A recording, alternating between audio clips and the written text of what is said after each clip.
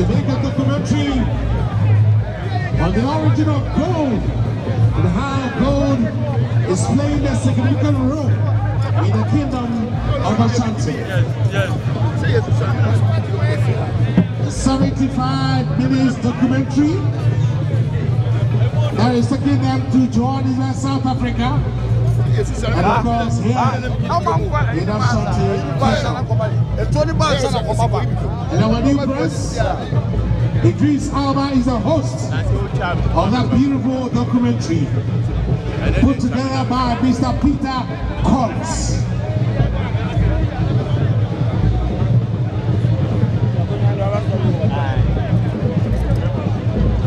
And so big sense of honor that I welcome the mayor of the Kumasi,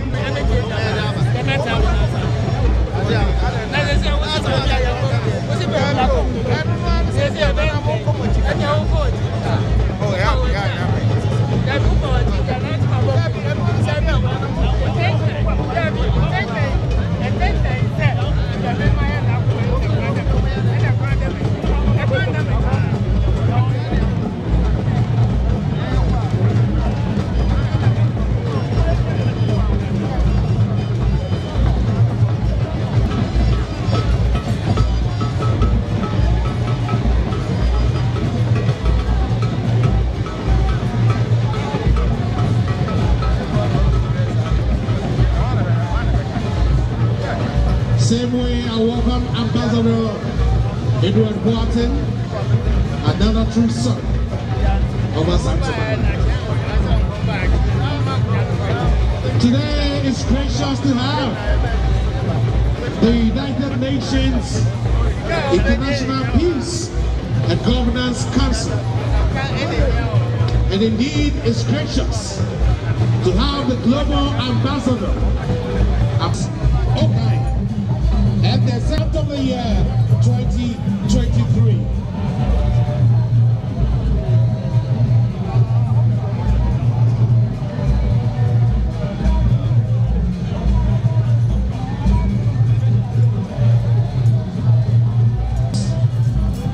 Of a new documentary that tells the story of gold, that recount the history. Sitting cheerfully with the science and technology. Professor Rita Akusia Dixon. Indeed, I welcome with humility the Ashanti Regional Police Commander, COP watching Professor Charles Bafo is a provost at the Corridor University of Science and Technology.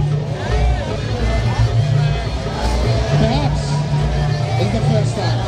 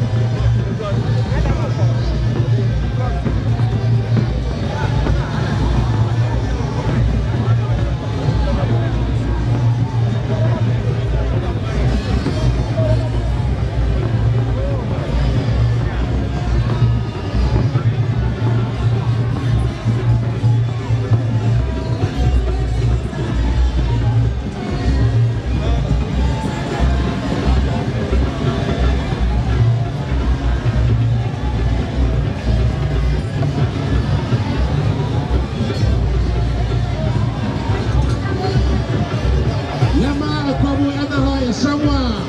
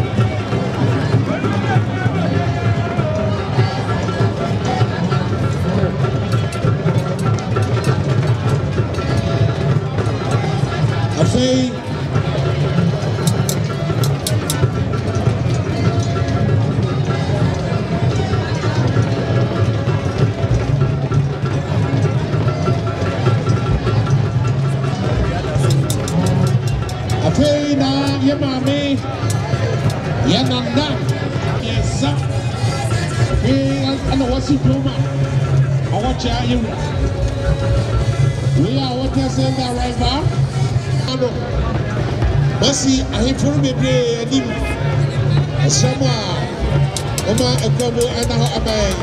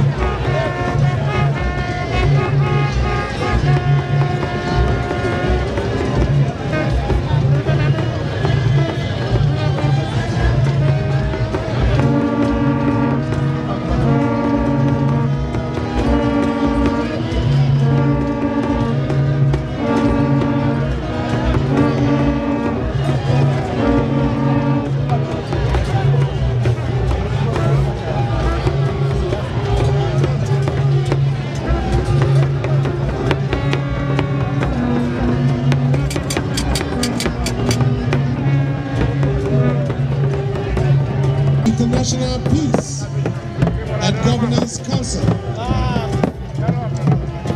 And we have leading the delegation His Excellency Ambassador Dr. Jonathan Ojada.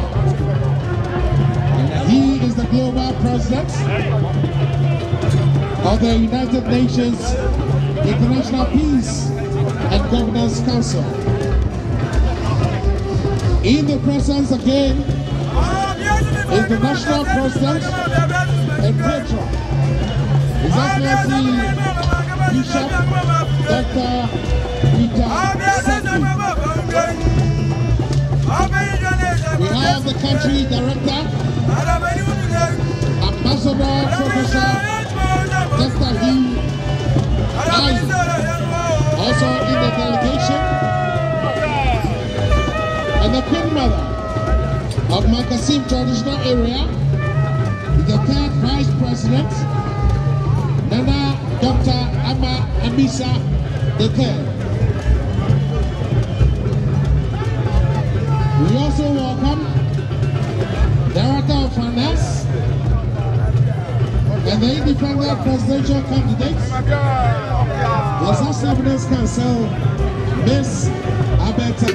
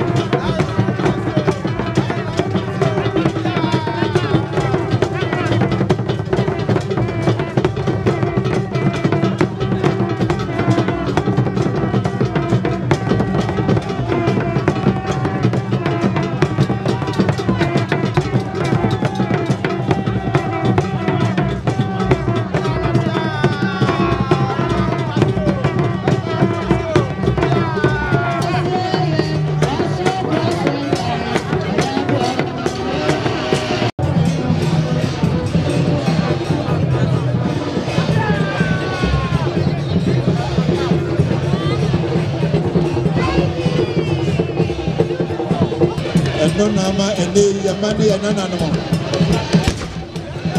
Oshia Beckham as a good morning.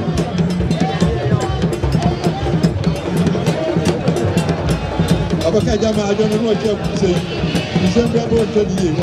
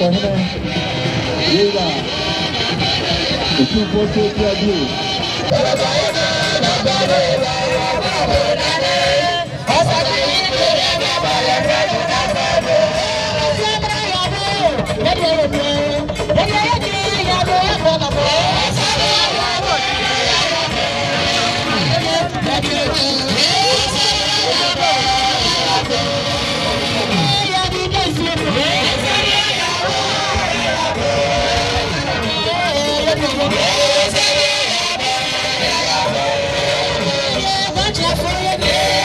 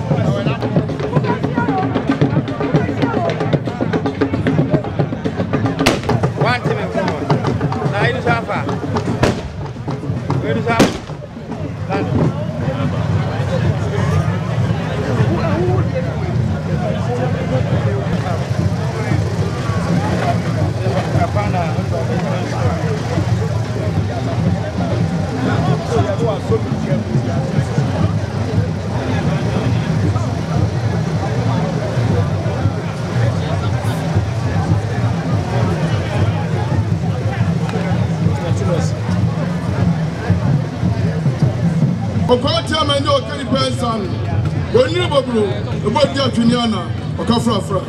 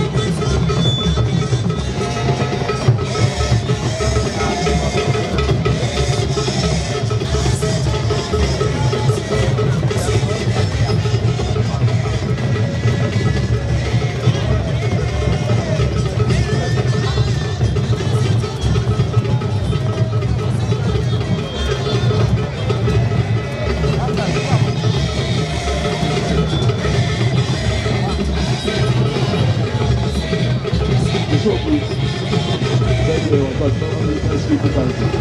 What would you do? Sarah, I don't agree. Sarah. And then it was still at the time. I'm so good to look back, so then I say, I'm proud. So I'm going to do my to the school.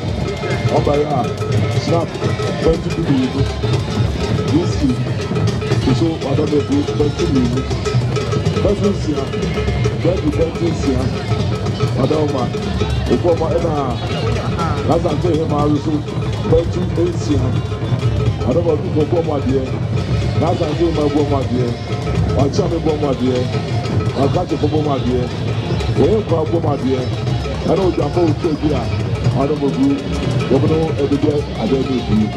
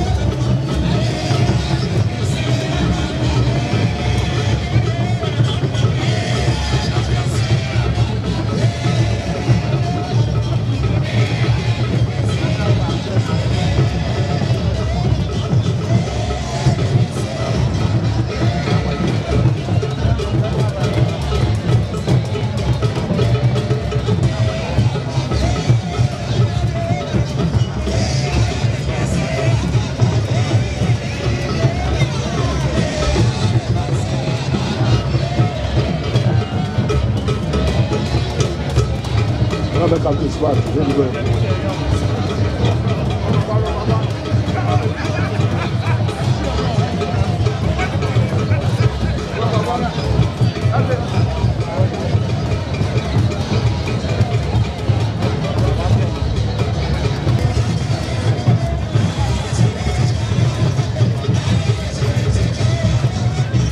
Allez-vous, pourquoi qu'elle se voit non. By chance, I don't know.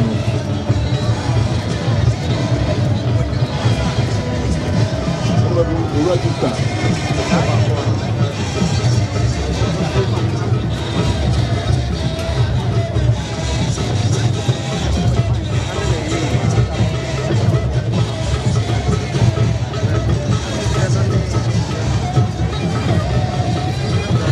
You look outside, so I don't know who. So, that time's not.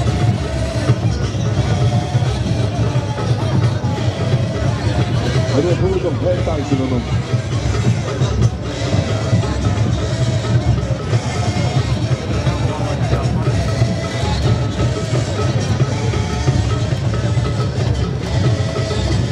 Well, that's it, the whole brother with you.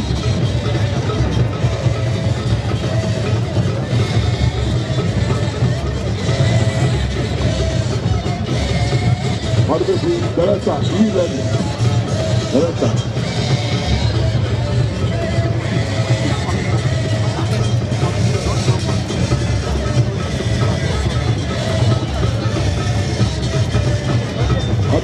International program 2, you're not done no more.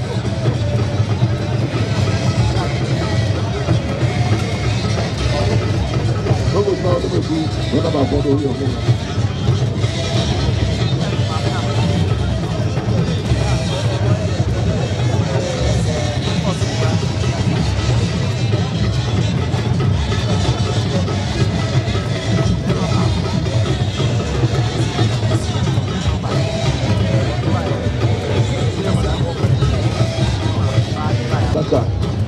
Ena sabi, Moed, Randy, Saudi na ose afi, abasike kandi o ni school board ni tentira.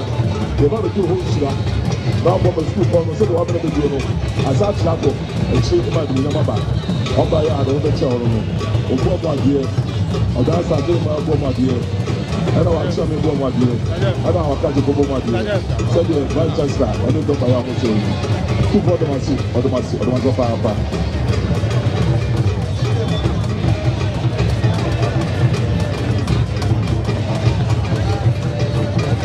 Let's just do that now. We feel about so. I'm not going to do this again. I don't want to go back to the chair. I don't want to do. Let's keep on the way up to do the first thing about our. I don't know. We so many years. I don't come back. The people are about everybody saying they were. I'm not. I don't do. I'm going to go to do. I don't go to do it. I'm not going to do it. But she said they were speaking with them with you. I don't know.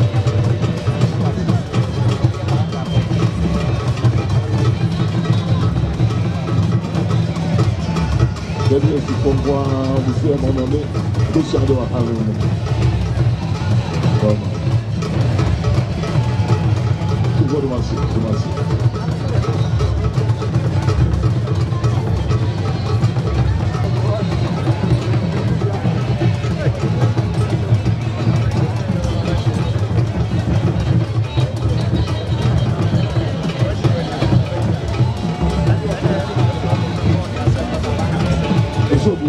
So the government said to you, one of the time, Sabi, the good football champion, Madame was saying, Madame the Blue, 1, 2, 4, 1, 7, coming to the soup.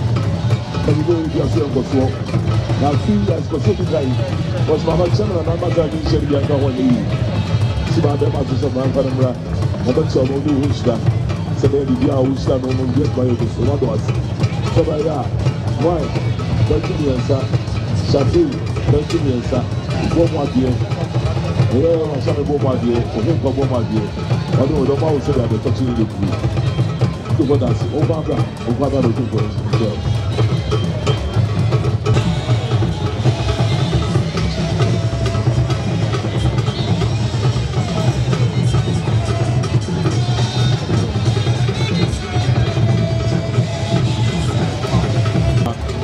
Or see the picture where I consider myself to be a big guy. So now, I saw a fan of a son. So I don't know, I should have been with them. I don't know, so by out to the whole KBA. I hear the byway. And now I don't know, to stop. And some doing now, I come. And I'm the bomb out here. I don't know, I hear, I feel, Pacific Island. So about one of the whole shot. So we have another channel. I think I can what about. Obaya nana this year. Two brothers, that's over back.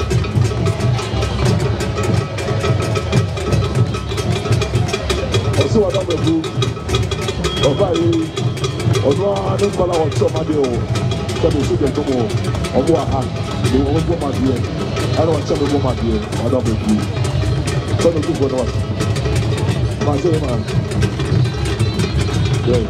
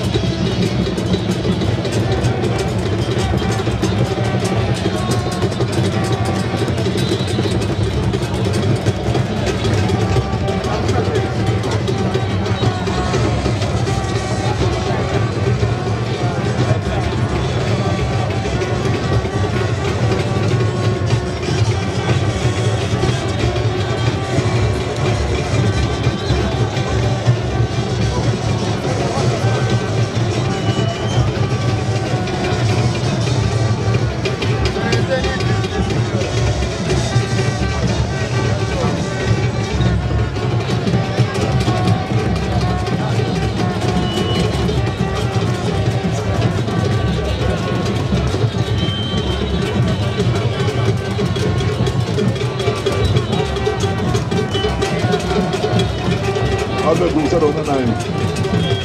So what I got, and so we do a war to be. The Jimmy man or the man will be that. Thank you very much.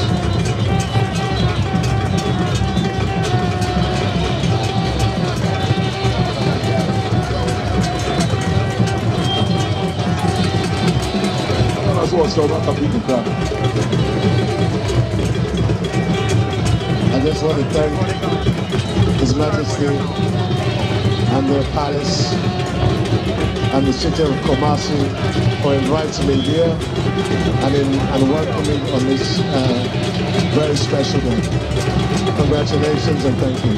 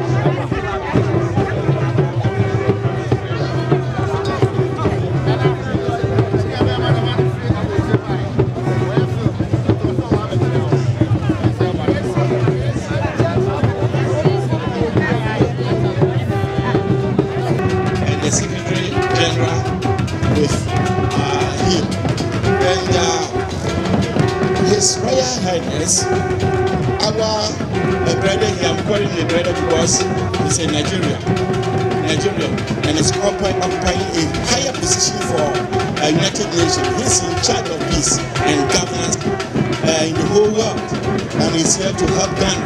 And we have his country head in the presence of His Excellency Ambassador Professor Ayi. That's Kaku Ayi, if I'm right.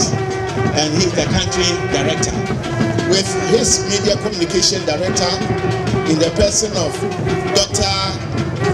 Moses Okai. He's in charge of media. And also we have the chief executive. It's in person of her and another, Her Royal Majesty. She is our national third vice president, Nana Dr. Amma Eminse, which is on your heart. You know her very well. She is here with us, one of the only lady with us, and also our international relations officer in the person of Stephen Kojo Saki, and also double as the coordinating director for the country, and also our chief executive officer in person of our her lady. The name is, she's a very beautiful lady, and that's fast. So all the executives are here, and our national financial officer is also started as independent presidential candidate for the country coming 2024. His Excellency Andrews Wilberforce. So Nana, we are here to pay you courtesy before our regional reps. And we are here with a gift which is very precious in our heart to Nana, and the gifts are here with us. And that's grand patron, so that we can introduce to United Nations that we have Nana as our grand patron. So we are by this humbly appeal to the king for I'm done, Nana. For the document, that woman the child, and now one will be the other. Also, some Bruni's upon Tunisia. The sound doing now, Dharma, or Boa dear, Asante, my boy, my dear, a charming boy, my dear, a cratch for boy, my dear, and now him cry a boy, my dear. None of them by the only dear, the two for the